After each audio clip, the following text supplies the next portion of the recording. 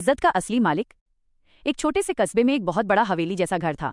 उस घर का मालिक था सेठ वीर प्रताप सिंह, अमीर, घमंडी और सख्त स्वभाव का इंसान।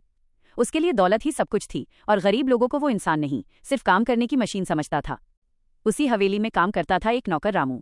रामू गरीब था, अनपढ़ था, लेकिन उसका दिल बहुत बड़ा था।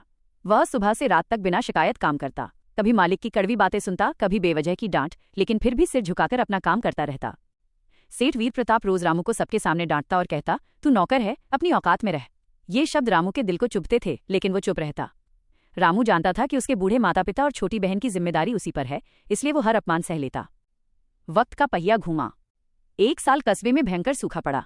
सेठ का व्यापार धीरे धीरे डूबने लगा और पैसे खत्म होने लगे।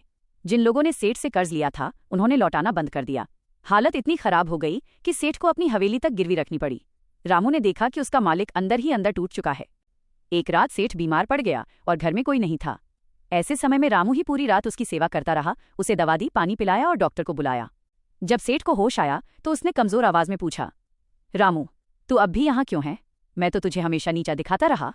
रामू की आंखें भर आईं और उसने बड़ी सादगी से कहा, मालिक, इंसान की कीमत उसके पद से नहीं, उसके हालात और कर्मों से होती है। बदलाव की शुरुआत। कुछ महीनों बाद हालात बदले। रामू ने अपनी मेहनत और ईमानदारी से एक छोटा सा काम शुरू किया था, जो धीरे धीरे रंग लाया। जब रामू के पास पर्याप्त धन जमा हुआ तो उसने सेठ का कर्ज चुकाने में मदद की और उनकी हवेली को बिकने से बचा लिया। एक दिन सेठ ने सबके सामने रामू के पैर छू लिए। उसकी आंखों में आज शर्म भी थी और सम्मान भी। सेठ भावुक होकर बोला, आज मैं समझा कि असली मालिक वो नहीं जो हुक्म चलाए, असली मालिक वो है जो अपने व्यवहार से दूसरों का दिल जीत ले। कहानी की सीख। इज्जत पद से नहीं, व्यवहार से मिलती है। वक्त बदलता है, लेकिन इंसान